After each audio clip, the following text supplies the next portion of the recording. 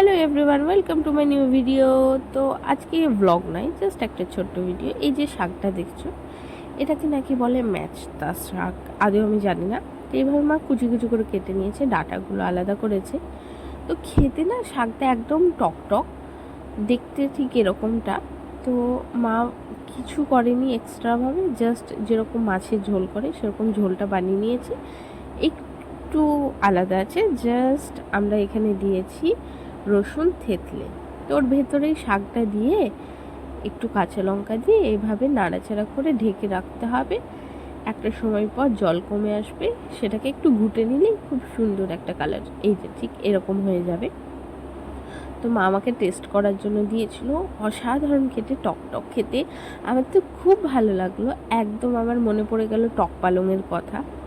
তো এই যে আমি এখানে বসে ফার্স্টে ভেবেছিলাম কী না কী বাবা, অল্প করে নিই। খেয়ে দেখছি প্রচণ্ড টক। আর আমার তো খুব ভালো লাগে যে কোনো টক জিনিসই, আর আমার ভাত দিয়ে খেতে অসাধারণ লাগে। মাকে বলি যে টক একটা সাইডে রাখবে, কারণ আমারও ফেভারিট, মাও খেতে খুব পছন্দ করে। তো এই শাকটা নাকি যাতে দেবে সেটাই টক হয়ে যাবে, সেরকম কোনো এক্সট্রা ফ্লেভার নাই। টক পালংয়ের একটা ফ্লেভার থাকে, এটা সেরকম কিছু না, জাস্ট টক টক ভাব আছে। খেতে কিন্তু খুব সুন্দর লাগলো আমার।